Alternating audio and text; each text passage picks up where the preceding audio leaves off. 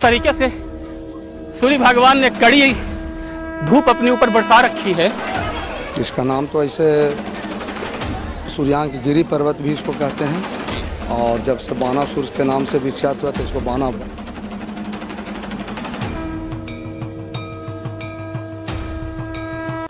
सावन का जो महीना होता है वो कांवरियों का होता है। खासकर वैसे लोग जो डाक बम जाते हैं या जो शिवलिंग होता है, शिव शंकर की जो पूजा लोग करते हैं, वो शिवलिंग की आराधना करते हैं, शिव जलाभिषेक करते हैं, खासकर सावन में।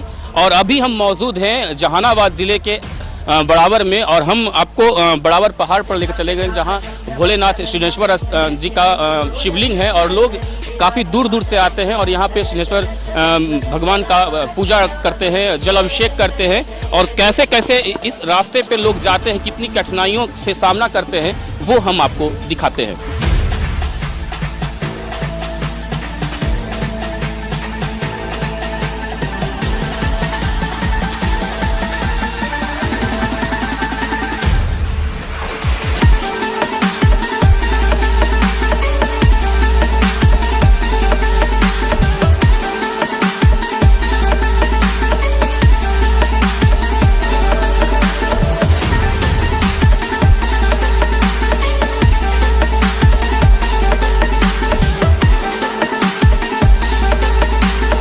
हम अभी पहाड़ पे चढ़े नहीं हैं, क्योंकि अभी हम पतलगंगा में हैं, और यहाँ से लोग ऊपर शिवलिंग के पास जाते हैं। मंदिर जो ऊपर बना हुआ है पहाड़ पे, वहाँ लोग जाते हैं।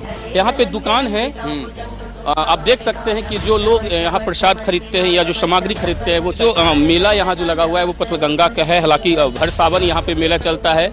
अनदिना जो और बाद में कभी मेला लगता है, जैसे शिवरात्रि हो गया, कभी मेला जब लगता है तो यहाँ पर की जो श्रद्धा से जो भरे लोग होते हैं वो यहाँ आया करते हैं। आप यहाँ पे देख सकते हैं कि किस तरीके से ये जो मार्केट सजा हुआ है। यहाँ पे काफ़ी तस्वीरें हैं, लोग यहाँ पे दुकानदार हैं। भैया किस रेट का ये? 30 रुपये का। 30 रुपये का। बड़ा या छोटा? छोटा 100 रुपये। बिक्री हो रहा है? हल्का फुल्का भी हो रहा है। बारिश नहीं हुई है फिर भी मेला लग रहा है? हल्का फुल्का लग रहा है, उस ढंग सा भीड़ नहीं है। उस टाइप का भीड़ नहीं है। हमेशा यहाँ पे आप आते हैं? हाँ, हर साल आते हैं। सावन के बाद अनदिना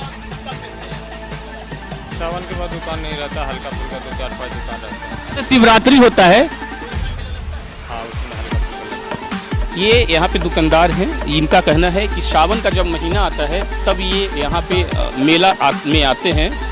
और कई दुकानदार हैं यहाँ पे हर तरीके का सामान मिलता है। खासकर सावन का जो महीना होता है उसमें लोग अनेक तरह के वस्तु खरीदते हैं यहाँ पे। चूँकि भैया पहाड़ से आ रहे हैं? आ रहे हैं। भीड़ है ऊपर? बेपुरा। क्या नाम है आपका? मेरा नाम गौतम कुमार हुआ।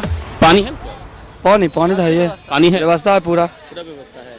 सीढ़ी पे चढ़ने में कठिनाई होती है? कोई दिक्कत नहीं है। कोई दिक्कत नहीं है। कोई भाई आपका नाम लेकर चढ़े जाते हैं? हम सिद्धनाथ का नाम लेते हैं। अच्छा, ऊपर शिवलिंग का आपने दर्शन किया? नाम बहुत बढ़िया सर। बहुत बढ़िया।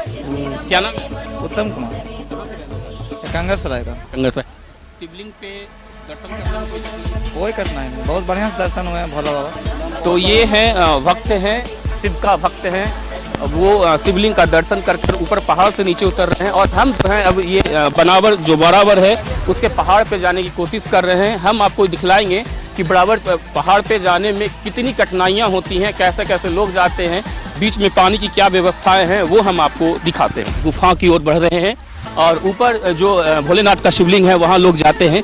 कई लोग आ रहे हैं, हम उनसे जानने की कोशिश करते हैं कि ऊपर चढ़ने में कितनी कठिनाई हो रही है। जी क्या नाम? ऊपर आप शिवलिंग का दर्शन करके आए? हाँ, कठिनाई हुई? इतनी बड़ी धूप है, बारिश हुई? हाँ, बहुत कठिनाई हुई है। हाँ दर्शन आपने किया? हाँ किया। देखिए ये कुछ भक्तजन हैं जो भोलेनाथ का दर्शन करके नीचे उतर रहे हैं। हम अभी 52 सीढ़ियाँ जो हैं उस पर हम चल रहे हैं, लोग उतर रहे हैं। हालांकि चढ़ने में थोड़ी सी कठिनाई होती है, लेकिन उतरने वक्त जब ऊपर से पहाड़ से नीचे उतरते हैं तो किसी तरह की कोई कठिनाई नहीं होती है। हालांकि हमारा हम जो कदम ब कदम ऊपर बढ़ने की कोशिश कर रहे हैं, आप देख सकते हैं कि जो उतरने की जो लोग जो उतर रहे हैं ऊपर से, वो उनका जो जत्था है चलने का वो फास्ट है, लेकिन ऊपर पहाड़ पे चढ़ने का। जी भैया क्या नाम है आपका? जी सर, विक्की कुमार। कहाँ से आए हैं आप? सकुराबाद सर। सकुराबाद? हाँ सर। मतलब अरवल सकुराबाद? हाँ जी। कठिनाई हुई ऊपर चढ़ने में? बहुत ज़्यादा। बारिश नहीं हुई इसके कारण? बारिश नहीं हुई है, थोड़ा छां रहता तो दिक्कत नहीं होता ना, बच्चे भी लिए है ना, बच्चे थोड़ी चढ़ पाते हैं। आपने दर्शन किया से? जी जी, अच्छी तरीके से अकेले आए हैं फैमिली के साथ? फैमिली आए हैं। तो देख सकते हैं कि कई लोग ऐसे हैं जो कि अपने पूरे परिवार के साथ यहाँ शिवलिंग का दर्शन करने आए हैं। हम इन रास्तों से होते हुए हम कई और लोगों से बात कर लेंगे। भैया क्या नाम है आपका? सुकेश कुमार नाम है। जी, कहाँ से आए आप? गैस है गया जिला से आए? जी, अकेले आए हैं पूरे फैमिली के साथ आए? फैमिली है पूरे है। क्या स्थिति है, मतलब ऊपर पानी है? बेटर है नहीं, पानी तो नहीं है अभी। पानी, हाँ पानी पीने वाले के लिए है, सब चीज़ है, सही है। अब भगवान के दर्शन में पानी क्या जरूरत? भगवान का दर्शन हो तो पानी की क्या आवश्यकता है। बहुत सारे ऐसे श्रद्धालु हैं जो ऊपर से पहाड़ से उतरकर नीचे आ रहे हैं। हालांकि कड़ी धूप है, कड़ी धूप में लोग दियों से होते हुए गुफा के पास आए हैं। ये कहा जाता है कि अशोक सम्राट के समय का गुफा है। हम उन गुफाओं के बारे में आपको बताएंगे और दिखाते हैं कि क्या खासियत है इन गुफाओं का और बराबर पहाड़ का। बराबर पहुंचने के दौरान हम रास्तों में हैं। अभी हमने 52 सीढ़ियाँ पार की हैं और गुफाओं को पार किया है। हमने देखा है यहाँ पे बोर्ड जिला प्रशासनिक जहानाबाद। यहाँ पे प्रशासन के लोग हैं, हम उनसे जानने की कोशिश करते हैं कि क्या व्यवस्थाएं हैं। चूँकि पहाड़ी इलाका है, जहानाबाद एरिया है, और हम ये जानने की कोशिश करते हैं कि प्रशासनिक व्यवस्था क्या है। जी, क्या नाम है? मेरा नाम किशोर कुमार शर्मा है। किशोर साहब, क्या व्यवस्थाएं? यहाँ पर किसी भी तीर्थ यात्री को किसी प्रकार का कोई कष्ट न हो, उसके लिए हम लोग हर समय टहल के घूमते फिरते पहाड़ वहाड़ जंगल झाड़ में देख रेख करते रहते हैं। मतलब आसपास के जो झाड़ हैं, जंगल हैं, वहाँ आप जाकर मुआयना करते हैं कि कोई अप्रिय बात या पहाड़ पर चढ़ के नीचे रोड पर भी किसी भी व्यक्ति को कष्ट ना हो, उसके लिए हम तैनात हैं।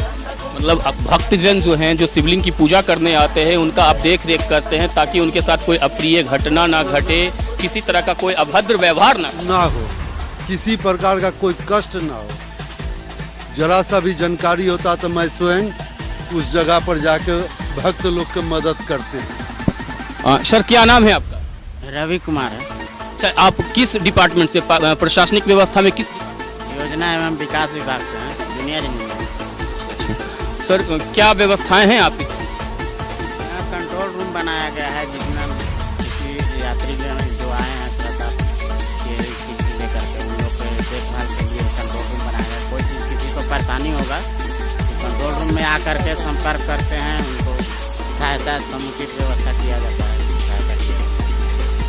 तो आप कह सकते हैं कि ये बराबर जो पहाड़ है वहाँ के लिए ये कंट्रोल रूम है। अगर किसी जो भक्तजन आते हैं, जो श्रद्धालु आते हैं, खासकर जो सावन का महीना होता है, सावन के महीने में जो श्रद्धालु आते हैं, जो भोलेनाथ का दर्शन करने आते हैं, अगर उन्हें किसी तरह की परेशानी होती है तो इस कैंप में आकर वो अपनी समस्या को बतला सकते हैं। यहाँ की जो पुलिस व्यवस्था है वो उन्हें सब पूरी सहयोग करते हैं। जी बताएं, क्या कहना चाह रहे हैं?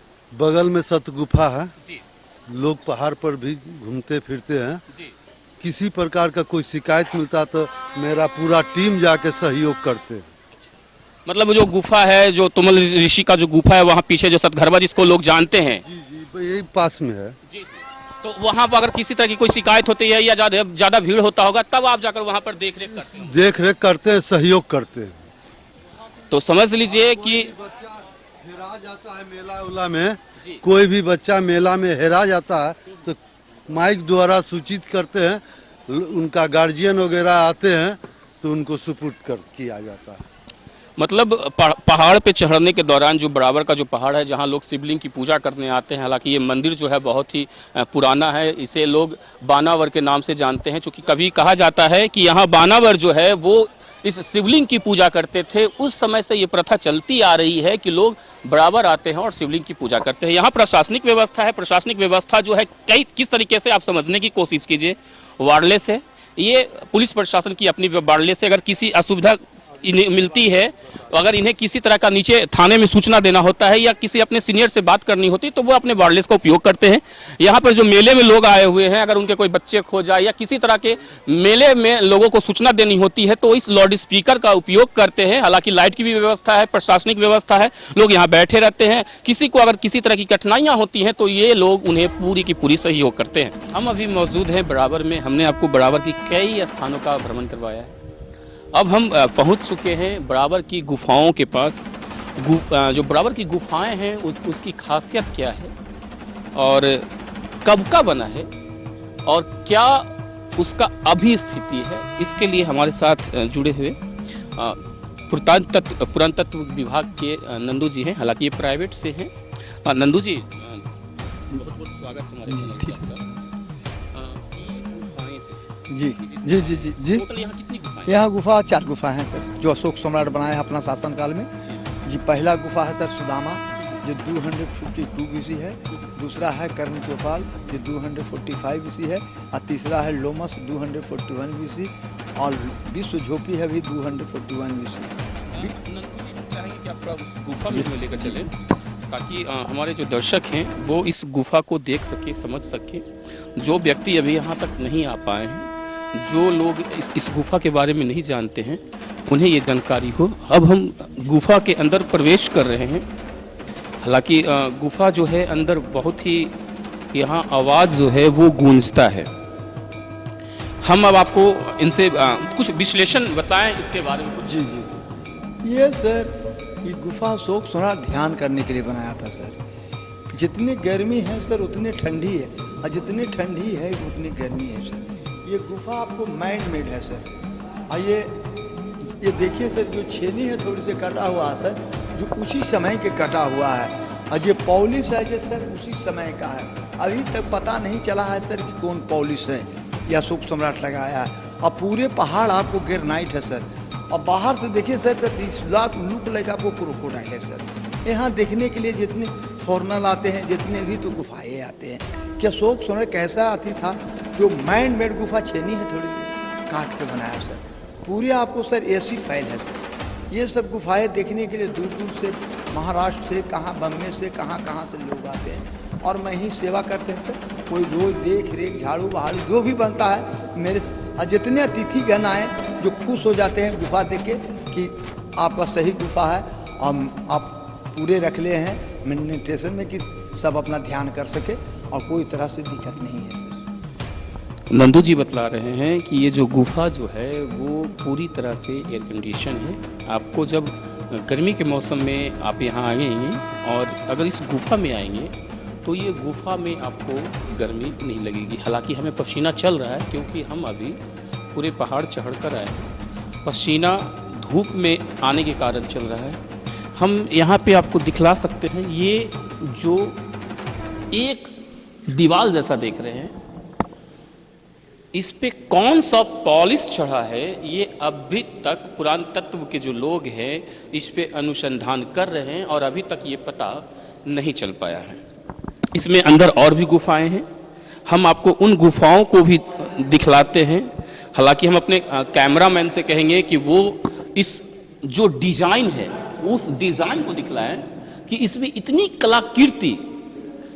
जरा सोचिए, अशोक सम्राट के समय का ये गुफा है, आखिर इस गुफा में इतनी खासियत उस समय कैसे आई?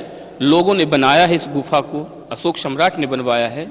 आखिर किस तथ्य से बनवाया होगा, किस तरीके से बनवाया होगा, ये अभी तक पता नहीं चल पाया है।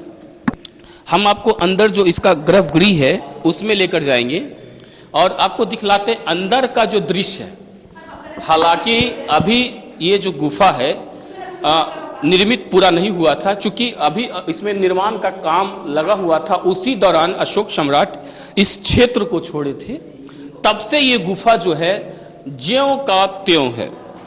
अंदर में जो ये पत्थर देख रहे हैं आप, अंदर में ग्रेनाइट टाइप का चिकना नहीं है, पॉलिश नहीं लगा हुआ है, लेकिन बाहर का जो भाग है वो बहुत चिकना है। हालांकि इसे सिर्फ बनाकर ही छोड़ दिया गया है, क्योंकि जो कारीगरी जो थी वो इसमें पिरोने की कोशिश की गई, लेकिन उसके दौरान ही अशोक सम्राट इस गुफा को छोड़ चुके थे। हमने आपको पहले भी बताया है कि ये जो गुफा है वो अशोक सम्राट के समय का बना है। इस गुफा पे कौन सी पॉलिश लगी है ये अभी तक पता नहीं चल पाया है।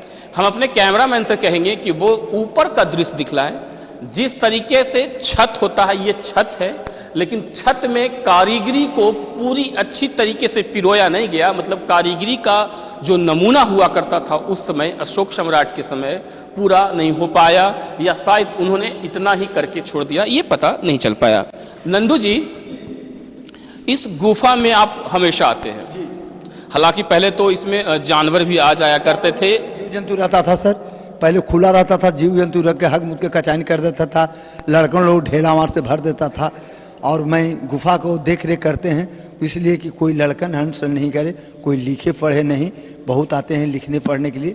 अभी सर मैंने पूरे गंदगी हटाए हैं, ये सावन के महीना ने पूरे लाखों लाख के भीड़ लगता है सर, और डेली सफाई करने पड़ता है सर। सफाई तो ज़रूरी है क्योंकि ये पर्यटक स्थल है, और जब तक हम स्वच्छ नहीं रखेंगे तब तक हमारे जो विदेश से लोग आते हैं देखने, वो स्वच्छ नहीं रहेगा तो वो देखेंगे नहीं, और अगर गंदगी रहेगी तो लोग कहेंगे कि जगह ठीक नहीं है।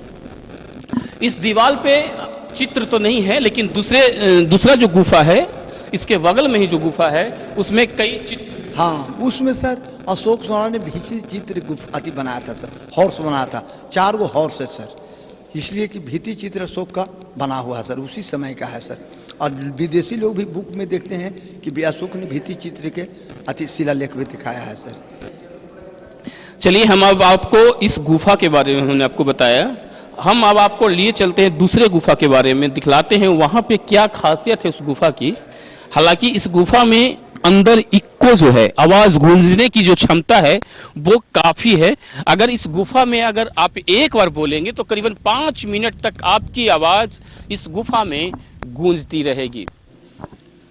हमने अभी आपको बताया था कि हम बराबर की गुफाओं में घूम रहे हैं, सैर कर रहे हैं, और हम अभी बराबर की गुफाओं में हैं।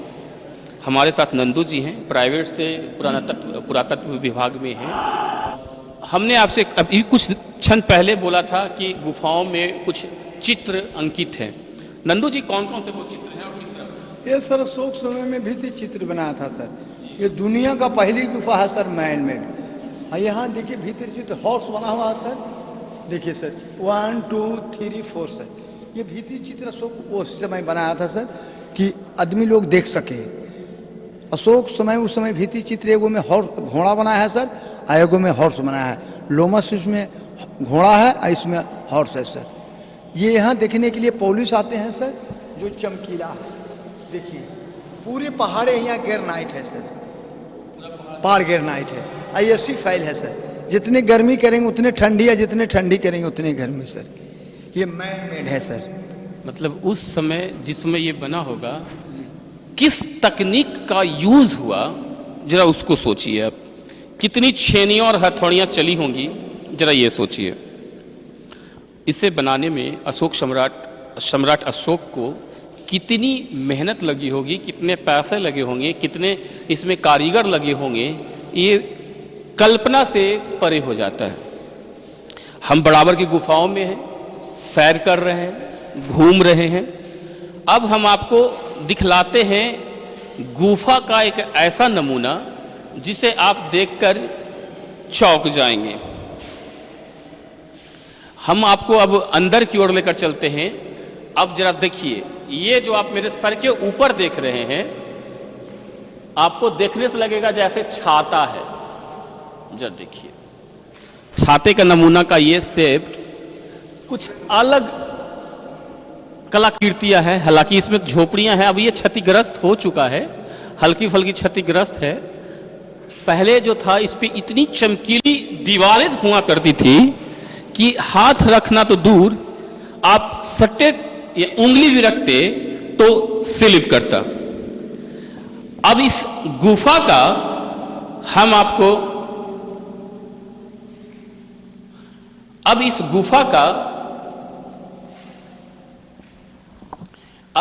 का हम आपको कुछ टेक्निकल चीज दिखलाते हैं जिसे हम लोग बोलते हैं इक्को। इस गुफा का खासियत ये है कि अगर इस गुफा में अगर एक बार आप बोलेंगे तो आपकी आवाज जो है वो करीबन 4 मिनट तक इक्को होती रहेगी। जैसे देखिए,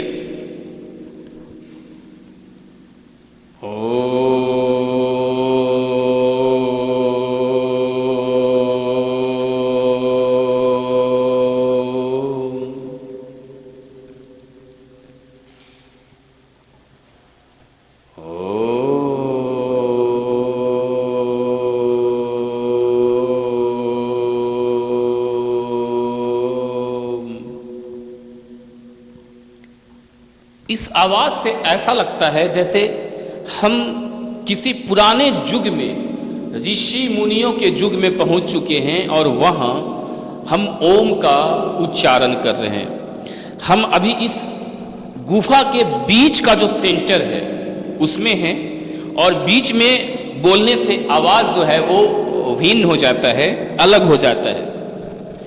हम अब देखिए, हम यहाँ पे हैं, अब हम कुछ बोल रहे हैं तो उसकी आवाज़ जो है प्रतिबिंब, रिपीट, इक्को जिसे बोलते हैं, गूंजना, वो कम हो जाता है। लेकिन जैसे ही हम बीच में आते हैं, हम बीच सेंटर में जैसे ही खड़ा होते हैं, इसकी आवाज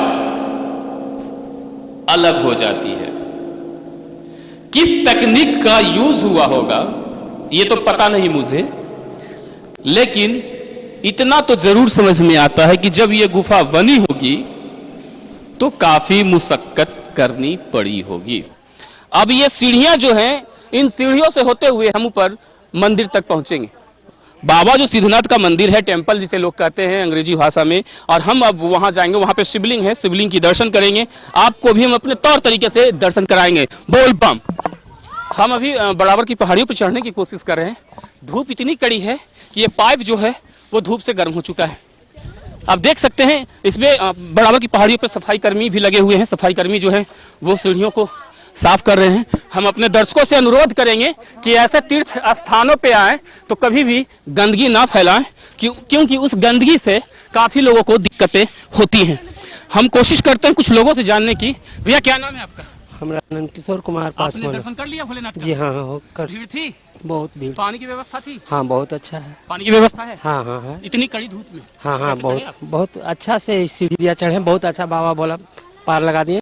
भोला बाबा इनको पार लगा दिए। कड़ी सीढ़ियों पे, जो पहाड़ों पे जो सीढ़ियां बनी है, पगडंडियां बनी है, उन पर लोगों को चढ़ने में काफी कठिनाइयां होती है। आप देख सकते हैं जिस तरीके से सूर्य भगवान ने कड़ी धूप अपने ऊपर बरसा रखी है। हालांकि सावन का महीना नाम का है, सावन तो दिख नहीं रहा है, क्योंकि इस बार सावन के महीने में ये जो सीढ़ियां हैं वो सूखी पड़ी हैं। आसपास के जो जंगल हैं, जो झील है, वो सूखे पड़े हैं। हालांकि प्रशासनिक व्यवस्था होने के कारण ऊपर जो मंदिर है, जो टेम्पल है भोलेनाथ का, वहाँ पे पानियों की व्यवस्था करवाई गई है। लेकिन हम दर्शकों से भी अनुरोध करेंगे कि वो अगर यहाँ बराबर पहाड़ पे आते हैं तो अपने पानी पीने का जो व्यवस्था है वो खुद लेकर चले, क्योंकि काफ़ी कड़ी धूप है और गर्मी भी पड़ रही है। ऐसे तो लोग सावन कहते हैं, इस सावन में इतनी गर्मी भैया हमने तो नहीं देखी थी आज तक। अब खासकर जब हम बराबर की पहाड़ियों पर चढ़ रहे हैं तो जरा सोचिए कि पैरों का क्या हाल हुआ होगा, इसकी आप कल्पना कीजिए। एक बोलबम आ रहे हैं, कांवड़ लेकर लौट रहे हैं, श्रद्धालु हैं। क्या नाम है भैया आपका? श्रीकांत कुमार। श्रीकांत जी कहाँ के रहने वाले हैं? सलेमापुर। सलेमापुर कहाँ पड़ता है? किनारी पंचायत। किनारी पंचायत कहाँ पड़ता है? जहानाबाद के जहानाबाद के बगल में। जी। आप दर्शन करके कहाँ से जल उठाए थे? सुल्तानगंज से। सुल्तानगंज से आप जल लेकर यहाँ आए हैं? जी, सुल्तानगंज से बाबा धाम गए। ठीक है। वहाँ से बाइस्कीनाथ गए, उसके बाद बराबर बराबर आप आए थे तो गंगा जल लेकर आए थे? कैसी? गंगा जल भी था। गंगा जल भी था। हाँ। मतलब 3 स्थानों का आपने दर्शन करते हुए जी बराबर पहुंच चुके हैं। जी। आप अब घर लौट रहे हैं? जी। कठिनाई हुई होगी सीढ़ियों पे? हाँ, कठिनाई तो हो रही है। हो रही है। बाबा का नाम लेकर पार लग जाएंगे। बाबा का नाम लेकर पार लग जाएंगे। इतनी कड़ी धूप है, इतनी कड़ी मशक्कत के साथ लोगों को पहाड़ों पे चढ़ना पड़ रहा है। सावन का महीना जो कभी भीगा होता था, वो आज जेठ की दोपहरी की तरह देह को लहरा रही है। कैमरामैन सोनू कुमार के साथ धर्मेंद्र कुमार, न्यूज़ बिहार।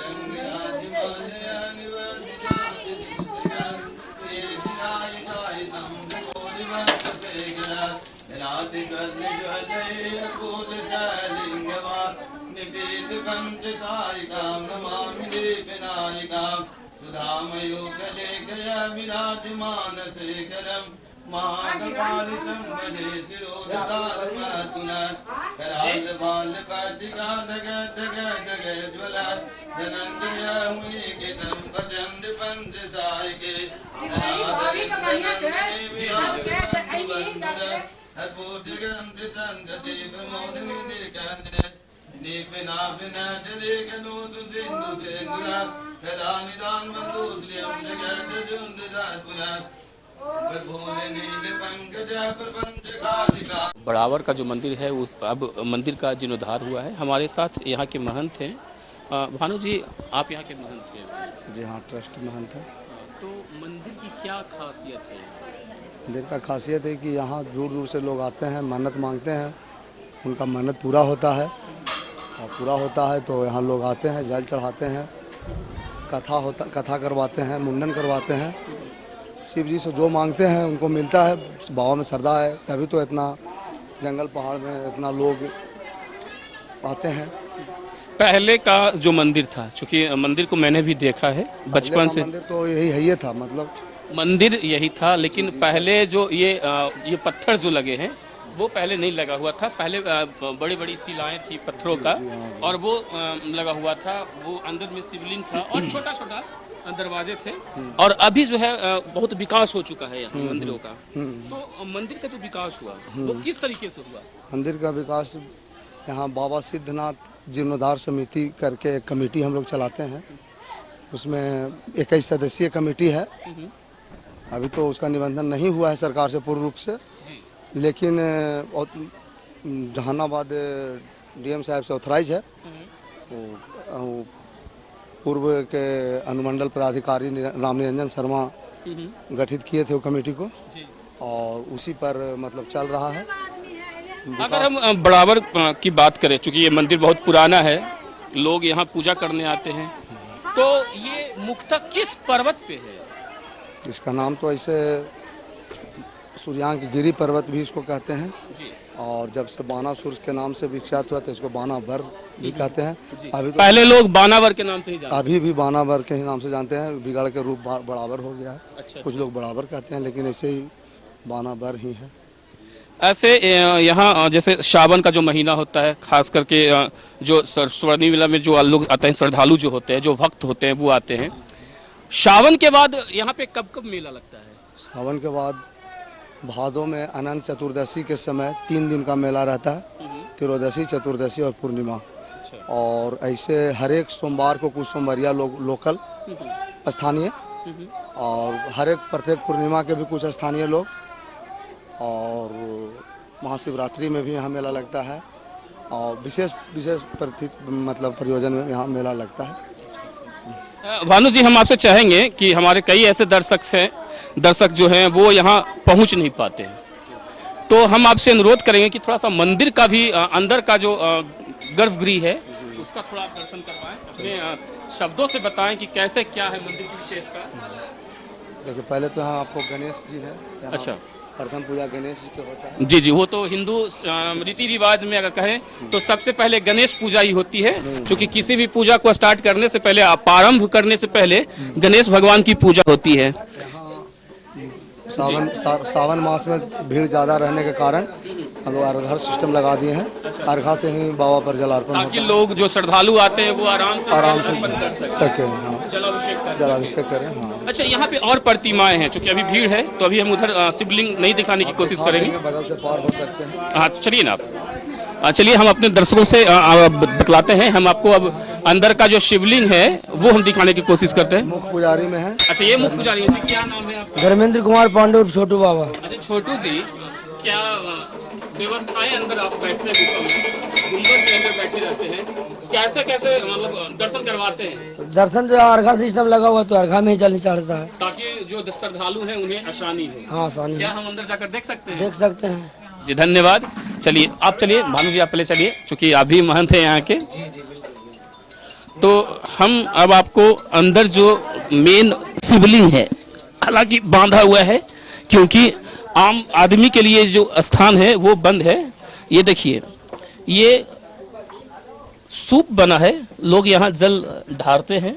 चूंकि काफी संख्या में भीड़ होती है, उस भीड़ से निपटारा को लेकर यहाँ की जो प्रशासनिक व्यवस्था है, आप कह सकते हैं प्रबंधन, जो पूजा प्रबंधन समिति के जो लोग हैं बराबर के, वो लोग इस अर्घ सूप का व्यवस्था किए हैं ताकि जो श्रद्धालु जो भक्त आते हैं वो वहाँ उस सूप में अपना गंगा जल डालें और सीधे शिवलिंग के ऊपर गिरे। हम मंदिर के गुंबद में हैं, यहाँ पूजा हो रहा है। तो जी रुद्राभिषेक हो रहा है। रुद्राभिषेक हो रहा है। तो ये बताइए, कहा जाता है कि पहले शिवलिंग छोटा था? नहीं नहीं नहीं नहीं शिवलिंग यही है। अच्छा, हमारे पूर्वज जो हैं वो बतलाते हैं कि कहा जाता है कि इस मंदिर के नीचे, इस शिवलिंग के नीचे भी कोई शिवलिंग है। स्वर्ण मंदिर का हम लोग भी सुनते हैं, लेकिन हम लोग तो उतना जानते नहीं, सुनते हैं। हम लोग के भी दादा परदादा पूर्व में महंत रहे हैं, बताते हैं कि मंदिर के अंदर भी एक मंदिर है, स्वर्ण मंदिर। तो उसका रास्ता कहाँ? उसका रास्ता घोड़दौड़ से बताते हैं कि एक जगह है घोड़दौड़, वहाँ से है, वहाँ से रास्ता है। यहाँ अखंड ज्योति है, ये अखंड ज्योति है जो सालों भर 24 घंटा जलते रहता है। घी का यहाँ कमी नहीं है, बाबा अपने ले आते हैं घी। चलिए, हालांकि गर्मी बहुत है, छोटा स्थान है और आरती हो रही है। आरती हो रही है, आरती का हम आपको दृश्य दिखलाते हैं, जैसा आप आरती देखिए। जय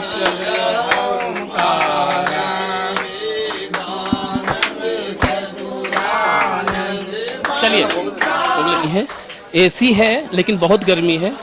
ये अलग जवान लगे हैं ताकि कोई भक्तजन जो है वो अंदर जाने की कोशिश करने के लिए। क्या नाम है आपका? सिंधु कुमार शर्मा। सिंधु जी, श्रद्धालु जब आते होंगे तो कुछ अंदर भी घुसने की कोशिश करते होंगे? बहुत लोग आते हैं घुसने के लिए, घुसने नहीं देते हैं? नहीं। चलिए, आप ऐसे ही डटे रहिए ताकि और जो भक्तजन है उन्हें सुविधा हो। हम अब आपको इस मंदिर में काफी प्रतिमाएं हैं वो दिखलाने की कोशिश करते हैं और जानने की कोशिश करते हैं कि किन की प्रतिमा है। भानु जी, ये किन की प्रतिमा है? पार्वती जी हैं, बागेश्वरी माता, ये बागेश्वरी माता है जी। यहाँ दो माता विराजमान है, एक बागेश्वरी है और एक यहाँ सिद्धेश्वरी है। अच्छा, इनका नाम है सिद्धेश्वरी। अच्छा, सिद्धेश्वरी जी, सिद्धनाथ है, सिद्धेश्वरी माता है। और प्रतिमाएं जी बताएं थोड़ा। यहाँ सरस्वती जी हैं। अच्छा, यहाँ ब्रह्मा जी हैं, दत्तात्रेय स्वामी। अच्छा, स्वामी जी ब्रह्मा विष्णु महेश का रूप है। जी जी। अंदर भी सब नहीं, अंदर प्रतिमा नहीं है, अंदर दीप सिर्फ चलता है। उधर नंदी जी हैं। हाँ, नंदी जी तो भोले शंकर हो और नंदी ना हो, ये तो हो ही नहीं सकता है। चलिए, नाग देवता है। अच्छा अच्छा, जगह के चलते इसको यहाँ रखा जाए, हाँ। पर्याप्त नहीं है। जी जी जी। पुराना व्यवस्था ऐसा है, इसके चलते शुरू से ही रहा है, तो शुरू से ऐसे है, इसलिए अभी जो स्थान पे जो चीज रखा है सब जो हाँ वही छेड़छाड़ नहीं किया गया। हालांकि ये मंदिर का भी जो सौंदर्यीकरण हुआ है, जीर्णोद्धार हुआ है, उसमें भी कोई छेड़छाड़ हुआ नहीं है। इसमें खाली बाहर से वो पत्थर लगा दिया गया है ताकि सुंदरता बढ़ जाए। हाँ, चलिए, हम हालांकि भीड़ बढ़ रही है और यहाँ पे गर्मी ज़्यादा महसूस हो रहा है। हम अब आपको बाहर लिए चलते हैं और यहाँ के जो महंत हैं भानु जी, उनसे हम बात करने की और भी कोशिश करेंगे और हम आपको दिखलाएंगे कि आखिर मंदिर की क्या खासियत है और श्रद्धालु जो आते हैं वो कहाँ से आते हैं और क्या क्या उनके मन में श्रद्धा होती है, कैसे वो इस मंदिर में आने के बाद क्या क्या पूजा पाठ करने की कोशिश करते हैं। भानु जी जी ये निकास द्वार हो गया। श्रावण मेला में निकास हो गया। अच्छा अच्छा ना बहुत पुराना शुरू से। हाँ शुरू से, जो शुरू से है उसमें मंदिर में कोई छेड़छाड़ नहीं, जो है सब शुरू से है। ये सब पुराना जितना भी यहाँ महंत रहे आज तक जितने भी महंत हुए सबका समाधि स्थल हो गया। ये एरिया समाधि स्थल है। ये सब समाधि है। सब जितना पुराना महंत यहाँ हो चुके पूर्व में सबका समाधि है, तो इसलिए श्मशान समाधि स्थल हो। समाधि स्थल है ये बराबर का इस तरह। हाँ समाधि स्थल। चलिए छोटू जी, हम आपके साथ माफ कीजिएगा, आपका नाम भानु प्रसाद है, प्रताप। हाँ, हम यहाँ पे कैंपस में ज़्यादा समय नहीं आपके साथ गुजारेंगे क्योंकि श्रद्धालुओं की संख्या है वो बढ़ती जा रही है और सावन में तो खैर बात ही अलग होती है भोले भक्त के लोगों का। कुछ विशेषताएं यहाँ के मंदिर के बारे में हम आपसे जानना चाहेंगे। कुछ पहाड़ियाँ भी हैं आसपास में, कौन कौन सी पहाड़ियाँ हैं इसके आसपास में? इसे तो इसको बराबर को मगध का हिमालय कहा जाता है और बगल में जिससे जो भी है सब बराबर के श्रृंखला में है। सब छोटा छोटा पहाड़ी है, ज़्यादा बड़ा तो है नहीं। ऐसे यहाँ सतघरवा गुफा है जो फेमस है, वो जो अशोक के द्वारा निर्मित किया गया था, उसमें 7 गुफाएं हैं। हालांकि ये जो बड़ावर पहाड़ जो है, जो बड़ावर मंदिर जो है फल्गु नदी के किनारे बसा है। हालांकि ये बहुत पौराणिक मंदिर है, कई ग्रंथों में इसका जिक्र है, कई वेदों में भी जिक्र है। यहाँ पूजा करने कहा जाता है कि यहाँ जो पहले पूजा करने बानासुर आया करते थे, अब हालांकि वो युग तो है नहीं, हालांकि आसपास कई गुफा है। इस तरफ एक गुफा शायद है या कुछ है क्या?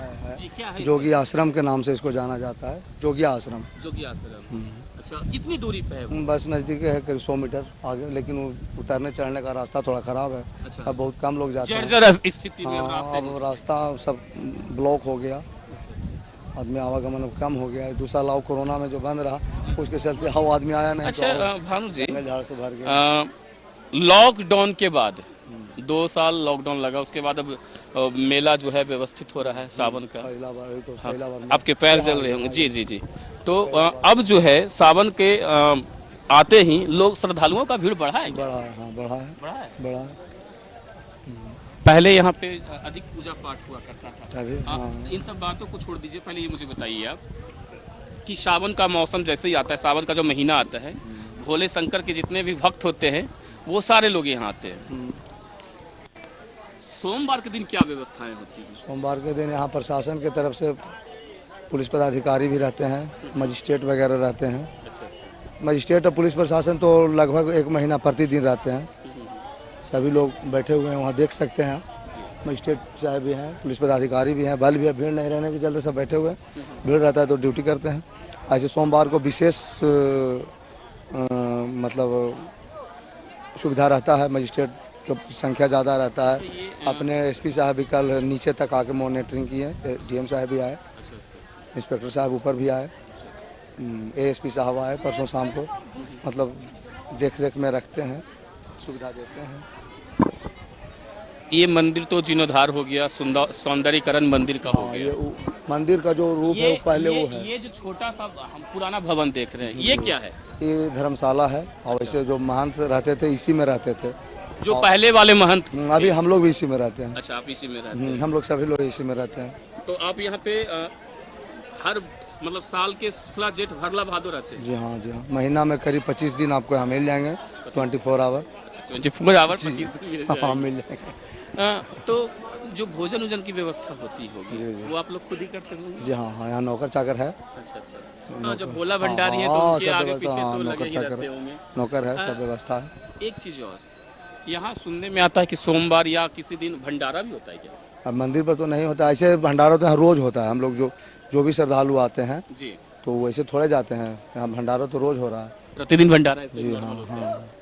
अच्छा, तो जैसे मान कर चलिए कि शिवरात्रि का होता है। अभी सावन की शिवरात्रि की हम बात नहीं करेंगे, महाशिवरात्रि जब होता है तो उस समय तो काफी संख्या में लोग आते होंगे। हाँ, 10-20 हज़ार, 10 से 20 हज़ार के आसपास आते हैं। उस समय भी प्रशासनिक व्यवस्था होती है? जिला प्रशासन से ज्वाइंट ऑर्डर निकलता है। अच्छा अच्छा। मजिस्ट्रेट नियुक्त होते हैं, पुलिस पदाधिकारी नियुक्त होते हैं और हर जगह यहाँ पतलगंगा से लेके यहाँ तक रास्ते में लाइट वगैरह का भी व्यवस्था होता है। लाइट वगैरह तो अभी भी है, 1 महीना के लिए देखो। तो सावन को लेकर व्यवस्था हाँ हाँ हाँ हाँ हालांकि आज से 15 साल 20 साल पहले भी यहाँ बिजली की व्यवस्था थी, ठीक, हाँ अभी भी है। अभी भी है। लेकिन जैसे जैसे विकास करता गया, जहानाबाद का जैसे जैसे विकास हुआ वैसे वैसे यहाँ इस तीर्थ स्थल का भी विकास हो रहा है। हाँ तो ये थे भानुचंद जो भानु प्रताप जो हमें बतला रहे थे कि इस मंदिर की खासियत क्या है, इस मंदिर का जीर्णोद्धार कब हुआ, कैसे हुआ, लोग कब से संख्या में आने लगे और कई बार यहाँ पूजा पाठ कैसे होता है, सरकारी पूजा कितने बजे होता है, ये भी हम जानने की कोशिश।